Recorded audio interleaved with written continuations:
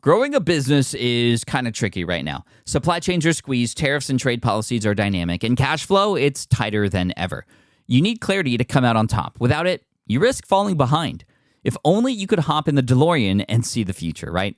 Thankfully, there's NetSuite by Oracle. NetSuite has real-time forecasting to help you move ahead with confidence. This is your AI-powered business management suite and the #1 cloud ERP. Trusted by over 42,000 businesses, NetSuite brings accounting, financial management, inventory, and HR all under one roof.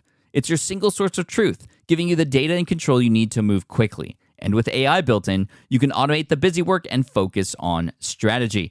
NetSuite helps you see what's stuck, what it's costing you, and how to pivot fast. If I were running a business with a lot of moving parts, I'd use NetSuite for full control over everything. Tame the chaos with NetSuite. If your revenues are at least in 7 figures, download the free ebook, Navigating Global Trade, 3 Insights for Leaders at netsuite.com/SPI. That's netsuite.com/SPI. You spent months building towards launch day, but when the clock hits 0, your site crashes. Bots swarm, and loyal fans rage on Reddit. That's not good. Fanfare was built to stop that. Fanfare is the drop platform made for high-pressure moments, stampede-proof infrastructure, verified waitlists, and bot filters that actually work. Instead of refunds and rage, you get retention and revenue. And that sounds great to me. Your next launch shouldn't be a gamble. Get Fanfare's 5-step hype drop playbook and learn how to bulletproof your drop at fanfare.io/playbook. Again, that's fanfare.io/playbook. A lot of us have used this empire model, which is really centering ourselves as the entrepreneur at the top of the pyramid, putting our own clients and customers as a bit of second class beyond our own financial well-being. And I've just found in an ecosystem-based model, we center our ideal clients in the center of an ecosystem and then look to ecosystem partners that have highly complementary but non-competitive services. So we're united in identifying the very best players who can show up and help our clients to totally solve their problem, challenge, or aspiration. I could not be more excited because last Friday, we had a special episode where we introduced Amy Nelson to the SPI audience and especially the SPI Pro community. If you might remember, the EIRs, the experts in residence, are people who we are partnering with to come into the community to share their expertise and become a leader in our space. People who have been in business for a while, who have unique experiences and unique talents to share with everybody. And I feel super blessed to be able to welcome Pamela Slim into the mix as well, our brand new EIR. Yes, 2 weeks in a row. And Pamela, or Pam, as you might know her, has been in the community in the online business space for such a long time, for over a couple decades. In fact, her newsletter is 20 years old. And she and I have spoken at the same events. We've crossed paths several times. And it's amazing that after this many years, we are connecting at this node at SPI to tap into Pam's expertise. And she's got so much to offer, stuff that we haven't ever really even talked about here on the podcast before. And not only do we dive into those things, but we get to know Pam a little bit more as well as a mom, as a wife, as a business owner.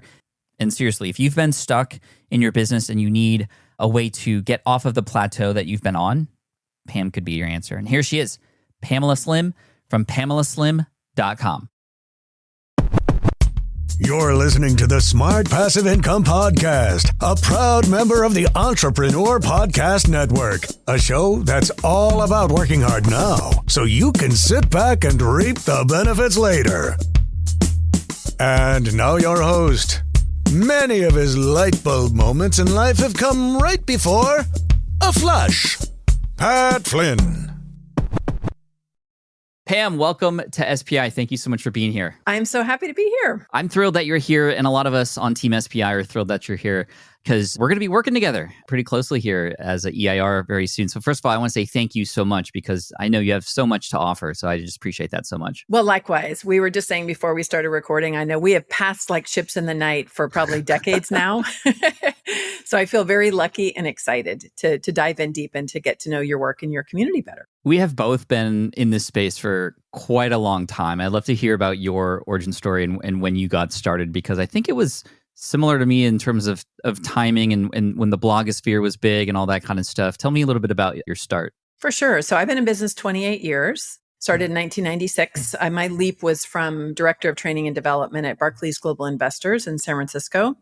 And so I spent my first 10 years as a consultant to large companies, doing a lot of building training programs for big companies like Charles Schwab and HP and so forth. Anybody who's old enough to remember that time, it was actually a really great, heady time, tons of development. Silicon Valley was booming. So it was a perfect time for me as a new consultant to cut my teeth.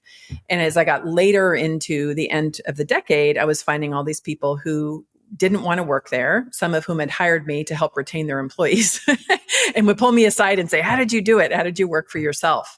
So 2005 is when I started my blog, Escape from Cubicle Nation. That turned into my first book. And I did about 10 years of really early stage startup consulting. I work with hundreds, if not thousands of people through things like courses to help people specifically in that context of what it means to leave a corporate job and start a business. And as the years have gone by, now, I don't know, 18 or so years, into doing that, I've just started to creep more toward mid stage of business. I've done a lot of work with thought leaders that have really significant body of work, people like Susan Cain, who wrote the great book, Quiet. And as I started to build IP-based businesses, and what I mean by that is people who have really strong models and methods, who had the resource and the audience to be building larger companies, I began to bring back some of those skills that I had of building training programs or change management, more organizational initiatives. And so it kind of catches me up to today, where I have a certification agency where we build certification programs for thought leaders and agencies around their IP. So that's kind of the world that I live in, is just thinking strategically about. My second book was Body of Work, all about what you build. My last book, The Widest Net, is about how you build an ecosystem approach to building a business. So it feels like I'm right now at that intersection of really all of the things that I've been doing over the last 30 years. And I don't know about you, but I'm probably more excited today doing my work than I was when I first started. I have great joy in what I do and who I get to work with. Oh, it's so important to have that joy in what it is that you do, and that kind of transcends into your clients and their success as well. I know you have a lot of successful clients who work with you. This idea of an ecosystem that you're creating. This is, something that's been around but not really been popularized. Tell me a little bit more about what that means exactly. What does it mean when you're creating an ecosystem with the work that you're doing online? So the core premise is that I have seen a lot in the entrepreneur space that we actually talk about and promote empire-based businesses. So we can literally use that term of like, let me help you build your empire. If you've ever said it, I don't mean to insult you, but a lot of us in our enthusiasm, I think, of helping entrepreneurs get excited about having a really big impact, have used this empire model, which is really centering ourselves as the entrepreneur at the top of the pyramid, having fans, followers, people who really are looking to us for wisdom. For my own analysis, it's also putting our own clients and customers as a bit of second class beyond our own financial well-being. Everything about the metrics we talk about is dominating markets, crushing competitors. Right. And I've just found, from a values perspective and from actually very pragmatic business advisor for a couple decades, that actually in an ecosystem-based model, we center our ideal clients in the center of an ecosystem, and then look to ecosystem partners that have highly complementary but non-competitive services. We're united. For DC fans, it's Justice League. For Marvel fans, it's the Avengers. So we're united in identifying the very best players who have unique skill sets. We are amongst them, who can show up and help our clients to totally solve their problem, challenge, or aspiration. You and I are, in my example, perfect peanut butter and jelly partners. One of the ways as we're starting this journey together is because you have built a rich and deep community. I know when I was talking with your team about the model, is really putting so much thought and energy into how you're designing this container for learning that will be a very rich, easy to follow, resource rich environment. For me, when I can drop in and share experience and work with people, it's so complementary because I don't have to go and build that entire community myself. Where we're united is where we're looking at the overall success of entrepreneurs, helping them to build a super profitable business, but also to live a happy, successful life, an ethical life, one that gives them great joy in whatever they want to design. So in that ecosystem model, that, by the way, SaaS companies have been using more for years. One of the case studies I used in the book is Crossbeam, which is a software company that actually works with tech partners of SaaS companies, where they have software that we could bring like my audience and your audience into a secure area and automatically see where the co-marketing possibilities. Because SaaS companies, by definition, know, Intuit knows they're not going to solve every single problem of a small business owner. Entrepreneurs use different software. So that model is one that I've seen for a long time coming in tech. And then I've lived in creating a community lab here in Mesa, Arizona, that I also run with my husband. And then it's also been the best way to be identifying referral partners, key people to be driving leads to the business. Yeah, and I love how you just immediately started with it's centered around who it is that we're serving. And the fact that we can do this together. It's coming from a place of abundance and companionship versus scarcity and competitiveness. And I love that because all of us leaders in whatever space we're in, we have so much to offer, but we can't offer it all. And you have to partner with other people in order to best serve them. And it's interesting, this word empire, I think you're right. It has become a little bit of the sort of bro culture common language to use, the empire crushing. And I understand that platform and that sort of approach to it, but I've never used that for what we do. I've never thought of it that way, although I know other people have seen it that way. Like, Pat, you're building an empire. You have all these, multiple levels and layers of things going on. But truthfully, it's all centered around the audience and serving them first. So in that way, it is truly an ecosystem. I want to dive into your certification stuff because this is something that I know just like one or two other people who have created certifications for their own brand. And I think a lot of us feel that it has can we do that? Are we allowed to do that? That sounds so official. Do we need to go to some board in order to make this happen and have that ability? Tell us what this opens up for us and who is it for? Yeah. So to me, it's a continuum of the second stage of maturity. When we look at just startup life of, do you have product market fit? Can you have paying clients? All of us have been through that. Folks in the community have, where you're basically just trying to get a good flourishing business where basically you show up and magic happens, but you physically have to be there. You're teaching, you're coaching, you're coding, whatever it is. When you begin to get into that second stage of maturity, there is a focus in clarifying. We have 4C model, the way we look at it in the agency. So like in the first stage in clarify, you do really want to begin to zero in. If you say, I know some of this magic I have could be helpful to other people in other environments, or very often where your customers are asking for it. To me, that's the best thing. They might just say if they're an independent, it's more a B2C market. They might say, I don't want to create my whole set of tools. What you have done seems to really work well. Let me get certified in that. And many of us have probably experienced it, right? Everything from being certified in a specific tool or assessment, like Sparketypes from my buddy Jonathan Fields, to actual methods, built to sell or, things like that from John Warlow. So Value Builder, I think, is the tool that he uses. StoryBrand has their own certification. StoryBrand, yeah. So there needs to be a specific, demand. But before you do that, you have to codify. You really need to get clear about what actually is the method apart from the individual who created it. So you're codifying that magic so that other people can use it. When you do that, that can be a significant, really helpful step for a service business that just makes it easier to do business, because it's a lot of energy when you have to hold everything right in your own head. And where you do codify it, other people can do it. The third phase is connect, which is really the widest net system. Whenever you're going to be going towards certification, the prerequisites are having a pretty engaged, big audience and strong marketing and sales capability. So I tend to work more in the B2B world. My clients are selling to large companies. They're authors, they're thought leaders, training companies that sell to large companies. So a common occurrence is where the company would say, Pat, I love your workshop. It's been great, you delivering it to the accounting team. We want to bring it to the entire company. Do you have a train the trainer or a licensing model? And that's where you would build a program B2B where you train internal people into that company. And then you give them a license to utilize those materials for X number of end users. That's the part we say are big checks. Those when you have that opportunity, a lot of our clients are working with companies, and that's exactly how it happens. They see where that magic can actually be fit into the way they do business. On the B2C side, It's where you have the market, you have the capability, and you're at a stage of business. What you don't want to do, let's say you're a marketing consultant and you have a really effective way that you work with people, and you and your family depend on you doing that work at probably a premium in order to, take care of yourselves. If you begin sharing your method with a whole bunch of other independent folks, you can end up actually diluting your own market. It's like John Warlow, I use as an example a lot, who's written great books, Built to Sell, The Art of Selling Your Business.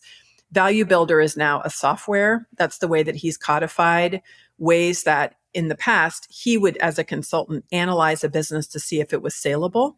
So now he's codified that method where people can use the software. And then I think he's trained like over 1,000 people in order to do that work. So you need scale, which is why it's a mature business. You know how sometimes we're fans in the entrepreneur world of just like, what's the next greatest thing that will create magical recurring revenue? Yeah. So people just might say, oh, I heard Pat's doing a certification. Let me do that. What I hope to educate people is you don't need anybody's permission to do it, but you do have to do the work of building the market or of building the case of a really strong relationship and a bigger sale if you're working in the B2B area. That makes a lot of sense. I've had a few companies ask me a very similar question about my book, Superfans. Hey, can you inject Superfans into our business for us? Do you have some program to do that? And I didn't. I wrote that book just sort of as a supplement to what we do here. But hypothetically, I could potentially codify that Superfans method, turn it into a framework that then you or somebody else could kind of get trained on, and then go out there in the world and teach this, I don't know, the Superfan system, if you want to call it that. And what are we talking about in terms of if a company, obviously it depends on the size of the company, but you say big checks, what do you mean by that in terms of taking these frameworks, these codified structures of what it is that we teach and turning them into something like this? What could this look like for a person in terms of a check, and like how life-changing can that be? So for some folks where they have a large audience, the variables depend on like what it is that you're charging, right? Per certification, how deep is it? Is it something small like Sparketype, that example from Jonathan Fields, or is it an overall, let's say a, business coaching program? We have a client we did work with that immediately turned around, had over 100 people that were participating. And so they immediately had a multiple 7-figure return because they have huge capability and they have huge connection with their audience and a history of successfully selling into that audience. Other times for the larger companies, for our clients who are the thought leaders who are selling that train the trainer into a large company, it's usually no less than, mid 6 figures, 500K something, up to sometimes 7 figures, where they have a large company play. And so again, these are professionals whose market has been large companies. One of the things that is great about large companies is they can write bigger checks. One of the bad things is there's a much longer sales cycle. You need to have very specific experience in working with them. And it's dialing in like any of those deals. B2C, it's fun because we can, have product funnels and all these things going to just quickly get people automatically to buy. B2B, it tends to be this whole combination of factors of your reputation, the right market fit, but where it works and where people have been building up to that by delivering excellent quality workshops, that's where you begin to see these bigger deals. And often it's multiple year deals. Yeah, that's incredible. I'm reminded of a story from a student of ours, somebody in Pro. She helps train students, and of course, the buyers, the parents of the students, to get into college, right? Pass their MCATs or pass college exams or all these kinds of things. And she's just has been struggling with the fact that, okay, B2C, it's a little bit of a struggle for her because am I talking to the student, but then the parent's making the buying decision, or do I talk to the parent because they're buying, but then how are we going to get the student to get on board? Versus like an idea that we had, but we just weren't sure. And I'm curious, your take on it was, can you go to a B2B play? Is there maybe the principal of a school or some training organization where that material can be injected into? And then it just starts to like explode our minds because we're not in that world. And this is why I'm so excited, because you are, and this kind of experience that you're bringing to the pros and in our audience is amazing. How would you advise that person to think about the B2B with their information product that they are often selling to parents and students instead? Yeah. I mean, I think the first thing is getting a visualization about different parts. I call it in the ecosystem wheel in the widest net context, which of course I'll share with everybody. I have a whole workbook that everybody can use, but it's a model that looks at 10 different areas of the market overall in which we can do business. So it's everything from associations, looking at, fellow service providers, academia, government. There's a lot of different areas, big business, large brands, small companies, where there are areas in which we can begin to do our work. And so at first, you want to visualize where are the opportunities where this could work. I actually have a client, Suzanne from Meridian Educational Consulting, that does a very similar thing. I love being a parent of a kid in college and one on the way. It's such a valuable service. And I would agree that many educators aren't necessarily up to speed on the way in which things get done. So if, for example, you were to look at a couple of the areas of the ecosystem where that could be applied. And interesting, in education, there could be decisions about, is it public education? Is it private? Where are the dollars? And then where do you have relationships? That's where a whole strategic way that you look at building relationships, I call it tiny marketing actions, can happen, where at first you begin to get more familiar with the way that things are sold. And then you could begin to build relationships and really look for the bigger deals in the ways that those things are done. I have good friends of mine that I work with on the Susan Cain project. We built the Quiet Leadership Institute. So Mike Irvin, who was a founder of Team Red, White, and Blue, he's a former Army guy, taught at West Point. And then Jeff Bryan was his colleague also in the Army. They created a nonprofit for returning veterans of all bands of the military to do kind of local support and engagement. After we did work together in the Quiet Leadership Institute, they started what's called the Positivity Project. Mike is very passionate and Jeff about positive psychology. And so they created a model where now I think they have, I just talked to Jeff recently, I think they have 300 plus schools across the nation where they bring this program out into schools. So it's teaching this specific method where kids can become familiar with positive psychology. They, focus on different attributes in the way in which they do that. And so this is an example of something that's designed to be working within the school system. I'm not exactly remembering the match. It could be a combination of grant funding plus something kicked in from the schools. But I can't wait to dig into those things. Those are fun equations to solve. It's like you see the wide slice of the market, then you can get in more specifically. You need to have usually one use case where you could do it at a school that works successfully to demonstrate it. But then if you're designing for scale is where you can start to see about taking that out. And just the other quick idea is I could see also a government play. In the Learning Lab here, I'm deeply embedded in my local community here in Mesa. And it is surprising to people how many funds often are available for collaborations. Mesa has a huge investment in education. There's a lot of focus in community colleges. And so there's a lot of opportunities to be looking at specific grants sometimes to do collaborations. Yeah, the possibilities are endless. That's the thing. There's so many opportunities that we don't know about, which is why I love our EIR program, bringing different minds and different experiences in so that we can all see all the options and then go to the person who might have that expertise. That made me think about for a person who might be in education, I know there's a big movement in the homeschooling space right now, and those people meet at conventions for homeschoolers. And oftentimes you'll find that there's just one or two programs that somebody who has some influence in that space says everybody should get. And then boom, it's just a home run from there.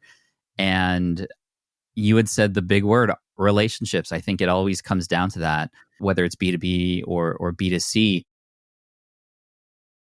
With running your own business, legal questions always come with the territory. Like, can I use this contract or agreement? What do I do if a client doesn't pay? Am I even structured the right way for taxes? Instead of Googling your way through legal landmines, imagine having a law firm ready to address your business's legal needs without the sticker shock. That's what you get with Legal Shield's small business plans. Legal Shield helps entrepreneurs access real legal help on contract reviews, collection letters, business formation guidance, and even help navigating IRS audits. Members can schedule consultations, upload documents through the app, and get support from a provider law firm that knows small business laws in your state. Plus, consultations on taxes or trademarks help you stay ahead of potential problems. And if a client is late on a payment, Legal Shield steps in with professional collection letters so you can protect your hard-earned revenue, all for a fraction of the price of hiring a lawyer on your own. Go to LegalShield.com/SPI or call 833-570-9980 to learn more and get big business legal support without a big business budget. That's LegalShield.com/SPI. Hiring shouldn't be a hassle or a drain on your budget. Upwork is your one-stop shop to find, hire, and pay top freelance talent, saving you time and keeping costs in check all in one place. Companies at every stage turn to Upwork to get things done and find more flexibility in the way that they staff key projects and initiatives by assessing a global marketplace filled with top talent in IT, web development, AI, design, administration support, marketing, and more. And I've personally used them myself and can vouch for them. Posting a job on Upwork is easy. With no cost to join, you can register, browse freelancer profiles, get help drafting a job post, or even book a consultation. From there, you connect with freelancers that get you and can easily hire them to take your business to the next level. Upwork makes the entire process easier, simpler, and more affordable with industry-low fees. Post a job today and hire tomorrow with Upwork. Visit Upwork.com right now and post your job for free. That is Upwork.com to post your job for free and connect with top talent ready to help your business grow. That's UPWORK.com, Upwork.com. Go there now. You'd mentioned, and I want to get to know you a little bit more as well, you'd mentioned you had a kid in college and one on the way. College and education is a lot different than when you and I were growing up in terms of, you just go because that's what you're supposed to do. How are you thinking about as a parent now and with a kid in college and one coming? Like, how does a young adult navigate their career at this stage? How would you recommend somebody approach the 20s in this day and age? Because I have a kid who's 14, he's going into high school, and my daughter's 11. So I'm starting to think about these things a lot more now because we're going to have to make some decisions pretty soon. So I'm just curious your take on the world and the way it is, because there's so much debt to be had potentially. There's a lot of opportunities, but also just, I don't know, there's a lot happening and people are confused. What's your take on where things are at right now? So I think the first lens, in having been in the career space for so many years, and I've had so many thousands of conversations with people, is check yourself before you wreck yourself. And that it is not our journey as parents to be figuring out the path for our children. It is deeply listening and understanding and getting to know our kids. How are they wired? What are their interests? And there is a cultural and kind of intersectional lens to this. I say this speaking as a white woman. My husband is Navajo and has a whole different cultural context. Many of my friends and clients and colleagues can be first-generation immigrants from India or from China, Philippines. And so there's a layer and there's context around different practices and beliefs and orientations that parents have toward their kids. So I know that, I would probably create jaws dropping. We were just having a conversation. I had friends in town that were visiting that their parents are originally from China. And so my husband was talking to them about, how you just lean in and you listen to your kids and you don't give any advice, and they were just sitting back and they were like, do you realize that this is going against every single way that I have been oriented? Completely right. So I want to be really clear that you want to think about your own context. And that's the advice that I'm giving from. But from that perspective, as someone who has helped unwind people in so much pain because they've made school and career decisions based on what they think they should do, is I really look at our role as a parent as deeply understanding and noticing our kids. The other thing when they're young is just exposing them to many different types of experiences. So one of the reasons we created the lab here is so our kids would constantly be running into people from all different backgrounds and have an experience of seeing people in a lot of different careers so that they could see themselves doing a lot of different things. with that, I'm really thankful in Arizona public schools in the junior year, as part of the English classes, they have a specific assignment of like assessments and college prep and all that, which has actually been super helpful for our kids. So they have a way that kids are exploring different careers. And so then I took with Josh, my son is at University of California, Denver. He's a freshman and he's studying public health. He wants to do a 5-year bachelor and master's program. And so he began to, explore careers in college. He learned about the field of public health. He learned about Denver partly because he was excited about the program and partly because he also loves jujitsu. And there's a really great jujitsu studio that's there. And that was like as big a reason for him as school, which to me, Wonderful. in my perspective, was great. Yeah. I'm like, he has a draw there. So my daughter is wired totally differently. She loves to travel. She and I have done, a number of different trips to Europe together recently. We went to Paris a couple times. And so as we explored her areas of interest, she loves travel, she loves luxury, jazz, art. We came upon the American Business School in Paris, which it looks like is the place where she's headed to, that they have a program in luxury brand marketing and merchandising that, by the way, is only $10,000 a year. Gee whiz. So I'm like, it beats so much. We think of like, it would be so much more expensive in Europe. It's not. And for her, where Josh is very much an academic and he loves studying, he's got a 4.0, like he's just in it. She is much more experiential. So there'll be core courses and then they have internships every single semester for the first 2.5 years. It's a 3-year bachelor's program. The last half is an internship. That's cool. My point being, I didn't lead conversations with them saying, either you must go to an Arizona school because they are indigenous. They actually have free tuition. If they decided to go to ASU, NAU, or U of A, they would have had free tuition, which would have been nice. But I know that neither of them had any interest in doing so. So leaning in, observing your kids as they go through time, exposing them to different things. And then I think listening and partnering to find a path. Love that. The last thing I'll say is, and again, it's sort of an intersectional piece, but when a lot of my like white brethren will be like, college is so passe and, you don't need it at all. You actually do. Like if you're indigenous, if you're Black, there's still conditions here. Sometimes everybody can make their own decision. But the lived experience I hear about from a lot of folks is it will make a difference sometimes about you getting hired. So it's not just looking from a blanket advice of, college is bad. It's looking at it in the context of someone's life and what they want and what it means to have letters behind their name to open up opportunity. Right. The idea of a blanket answer for anything is always a bad idea. Right. I think going to the individual is really important, which is where I think the internet has been steering away from in terms of the ability to scale, the ability to, yes, cast a wider net to reach more people, but then drilling in the fact that everybody needs this one thing. Everybody's different, just like a diet. Not every diet works with every person. And this is why I think community, at least we at SPI, are leaning into community, which is all about people and conversations and unknown happenings and cross-pollinations that you wouldn't even be able to design. You just have to let happen in a space, which is why we're just so grateful to be where we're at. And yes, we took a big risk shifting our business model to this, but even through the conversations with you and the other EIRs and the community, it's just so magical what can happen when you start listening and we act as a guide. You had said that you are guiding your kids. You're there as a resource, and I think that's what it is. And I think that's beautiful, Pam.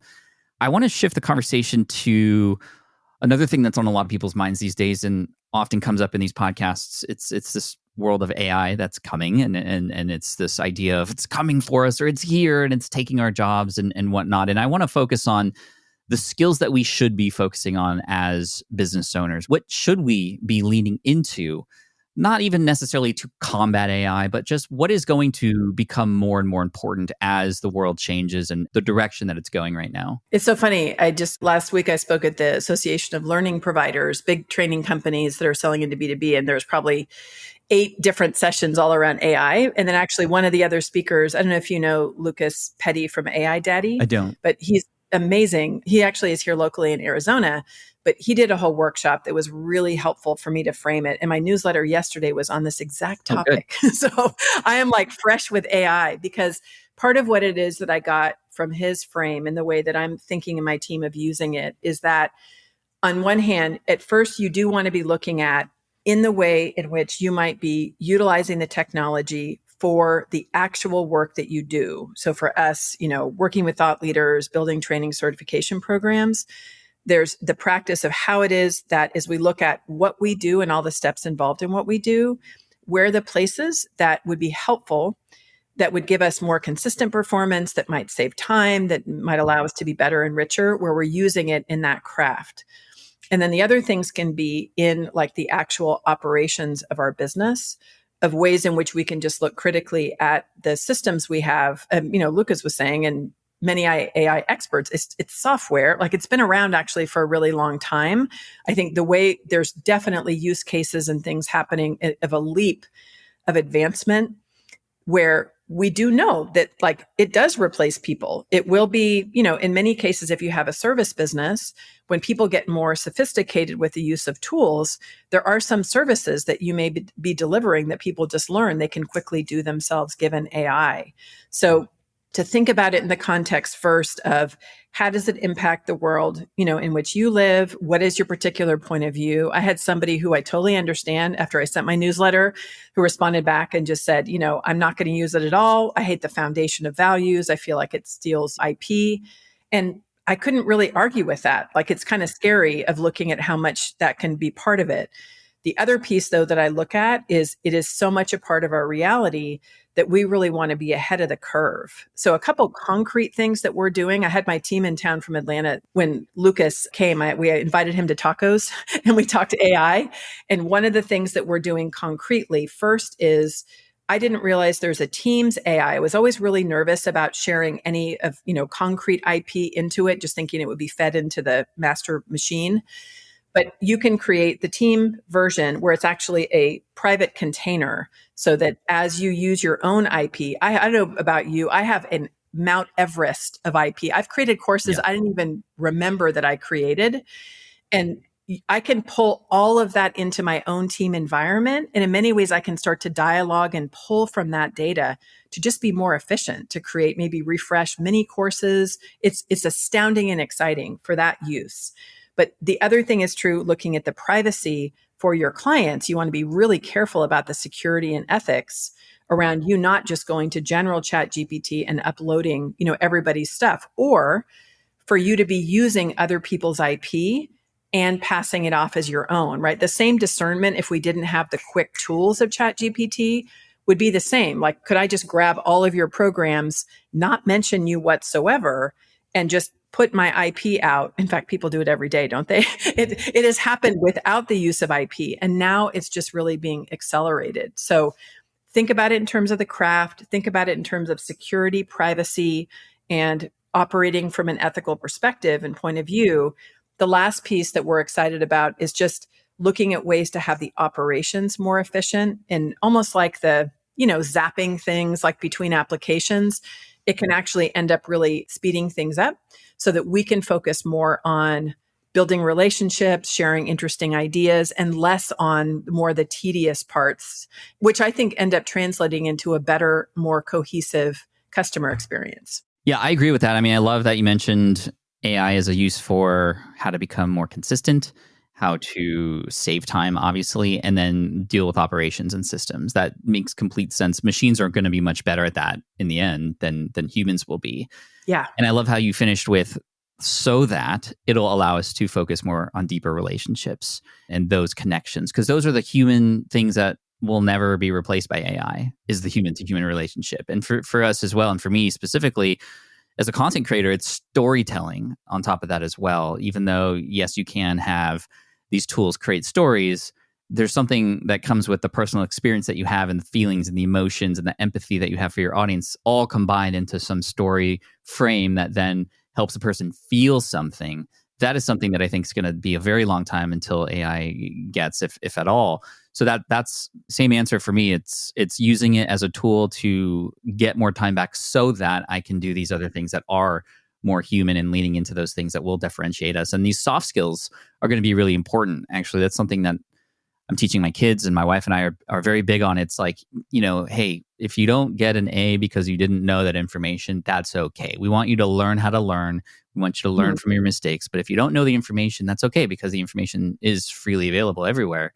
But how are you learning about your mistakes? How are you teaching others? How are you presenting these things that you're learning? How are you communicating with your group? How are you being a leader in the classroom? These are the kinds of soft skills that I think are going to be really important moving forward for anybody. And anyway, we could probably talk for another 5 hours about this. I wanted to finish off here, Pam. And again, this has been so amazing. You had mentioned your newsletter first. Where can people go to grab that? PamelaSlim.com. And I've been a bit of a cobbler's children. We're just updating something. It should be like smack dab in the upper third of the website, but of course it's not. It's like in the lower right-hand corner. So I just advise people on what to do, right? Why would I ever do it? But I've been writing it actually since 2004. So before I started my blog, I have some people who have been on the list since that time, 20 years now. It's one of my greatest joys. I love writing my newsletter. But one of the fun challenges that I have with myself this year is to just be more effective, focus more on it. And I actually started a LinkedIn newsletter with Smart IP with a specific focus on, I avoided LinkedIn for the longest time. And the last few years, I've really leaned in and I actually totally enjoy it. For my own market, it's a good place to be. So that's where I just provide very specific information and resources about this model I'm talking about, really like taking the path of scaling your business through IP. And it's really fun. I do it weekly, which I'm kind of surprised that it's so easy to get it done. What do you love about LinkedIn? I love that it's a direct path to when I'm speaking, for example. I just, spoke with the Association of Learning Providers last week. Immediately as I jump on, then have a call to action where people are reaching out and connecting with me. It's the direct path for my ideal clients of where they are talking about business stuff. I've been on Facebook forever. I have tons of friends there. I'm really engaged and I share about everything, work, dogs, kids, you know what I mean? Life in general. But it's not always such a direct path. Whereas to me, LinkedIn is an unabashed place. People are there to learn about ideas, get jobs. Of course, there's the shadow side, like you always have, of people pitching you 3 seconds after you connect with them. But I'm totally willing to ignore that and using it as a research tool with a lot of my clients when we're doing ecosystem research. It's super efficient and effective. You might say, I just had a friend here who's in town looking for work and like, okay, let's start to look at who are all the major employers that are here in the Phoenix metro area. Let's just do a quick search looking for functional job titles. And then where you have a discerned and intelligent way that you're reaching out to people in a thoughtful way, it is a very quick path to getting research about making connections. And to me, that's like this combination where we're efficient in looking at operations, but then we're highly relational in the way that we might reach out to people. And I've had tons of relationships develop over time, coming from meeting in the hallway at a speaking engagement to engaging with each other content, to then it makes it much easier for them to hire me to coach or build a program. That makes sense. Is it too late to get on LinkedIn if a person hasn't been on it yet? Oh, no. How are you best? Is it in the DMs, following up with people and kind of introducing yourself, building relationships that way? Or are you actually seeing organic growth through the posts and stuff? Oh, yeah.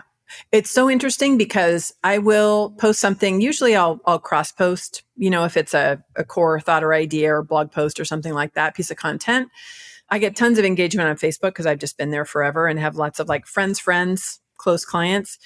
I get so much engagement on LinkedIn from people who I don't even know yet. And then now for the classes, I teach cohort-based classes on Maven in productize your service business and tiny marketing actions. I've found in recent cohorts, the last few cohorts, almost everybody has been coming from the LinkedIn environment and connecting there. So I look at it as any kind of a social platform where it is a place to be helpful, to be sharing thought leadership.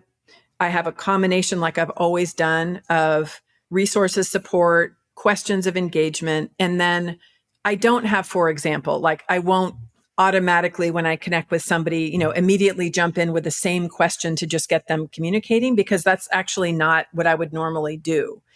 I'll connect with them where, like the event that I just did, I'd connect with them. Maybe they would post something on a post that I wrote about speaking at the event. And then, I might just send a quick message saying, hey, thanks so much for mentioning me. How's it going? How are your kids? Whatever we had talked about at the event. So it doesn't displace the normal way that we would be connecting with people. I think it's where we try to have a blanket approach that it doesn't make sense. But what's so weird is it reminds me of like the old blogging days. Like, I don't know, blogging used to be a thing, as you know. I mean, I would write a blog and everybody would know about it. Now I just do it for SEO, but it feels like that in many ways on LinkedIn. I'll start threads, people will jump on, they'll start to have conversations. That's what I remember about the good old days of blogging. So that's the way that I use it. Those were the days, but perhaps on LinkedIn for people. So definitely check that out. If people wanted to find you on LinkedIn, they can just look up your name, or is there any special Pamela way to get there? Slim. Yep. Pamela and again, Slim. I'm B2B. So, for people that don't have that market, they may hate it. So that's where it know thy platform. Yeah, for sure. Maybe it's Instagram, maybe it's TikTok or whatever. I love how you kind of speak of LinkedIn as if it's an extension of just the events that you're already attending and the hallway conversations that are happening. I think that's a beautiful way to approach it. And this has been a beautiful conversation, Pam. It's been great to get to know you a little bit more here. I'm sure everybody, including myself, is going to get to know you inside of SPI Pro very soon here, if not already. And thank you so much again for offering your wisdom here. You're offering an amazing new slice of the business pie to us that we haven't had access to before, right? And I think that's a really amazing opportunity. So thank you again, Pam, and PamelaSlim.com. And you can also check out her books there as well. So thank you, Pam. Appreciate you. Thanks, Pam. All right. I hope you enjoyed that introduction and interview and conversation with the Pam Slim, PamelaSlim.com. Thank you so much, Pamela. I'm looking forward to working with you more closely in the EIR program inside of SPI Pro. If you want to check out SPI Pro and hear from Pam and get access to her, as well as the other EIRs, Amy, Caleb, Jason Pfeiffer, myself, Matt, you're going to want to make sure you come in. Terry Rice as well. Come in to spipro.com and check it out, because we got a lot to offer you. And again, it's about community, it's about connection, and it's about finding the right people to help you on your way. And we're here for you. We're the Avengers, if you will. Or if you like DC, we're all those things too. Anyway, I appreciate you so much. Again, check out Pamela over at PamelaSlim.com. Sign up to her newsletter. She's amazing. And if you're in pro, look out, because you're going to hear from her a lot more very soon. Cheers, take care, and I look forward to serving you in the next episode. Peace. Thank you so much for listening to the Smart Passive Income podcast at smartpassiveincome.com. I'm your host, Pat Flynn. Sound editing by Duncan Brown. Our senior producer is David Grabowski, and our executive producer is Matt Gartland. The Smart Passive Income podcast is a production of SPI Media and a proud member of the Entrepreneur Podcast Network. Catch you next week. More people dream about building their own business and being their own boss rather than retiring early. But a majority of them never even take the first steps to register the business. Why? Because starting a business can feel overwhelming. With legal forms, paperwork, finances, it's a lot. And that's where Taylor Brands comes in. Taylor is a complete business builder designed to make launching your business simple and stress-free.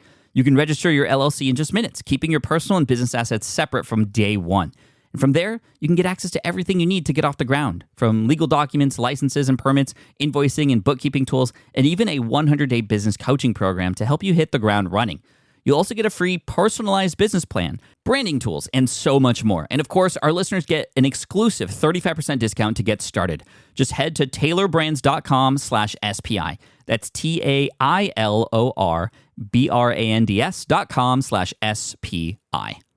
Stop dreaming, start building with Taylor Brands. Hey there, quick pause here because I have to tell you about a tool that completely transforms the podcasting workflow, Riverside. I get it. I used to juggle multiple platforms just to record one podcast episode. It was exhausting. Zoom for recording, Audacity for editing, and then a bunch of different apps just to create clips and social posts. I've tried other ones as well. They were okay, but they were clunky and super time-consuming. That's where Riverside has massively helped. I can do it all in one place: recording, editing, repurposing, one platform, one streamlined flow. I just log in, record with my guests no matter where they are in the world, and just like that, studio-quality audio and high-resolution video all in one. And get this, even if your Wi-Fi glitches, Riverside records locally on your device so everything sounds and looks crystal clear. But here's my favorite feature, Riverside's AI editing tool. You can remove silences and filler words with just one click. Hours saved. With Magic Clips, Riverside also automatically finds the best moments and turns them into ready-to-post videos for YouTube Shorts, TikTok, Instagram, all without the extra editing. So if you're looking to level up your production quality and simplify your workflow, go to smartpassiveincome.com/Riverside and use code SMART to get 1 month free on the Pro plan. That's smartpassiveincome.com/Riverside, promo code SMART. It's built by creators for creators, and I think you're going to love it.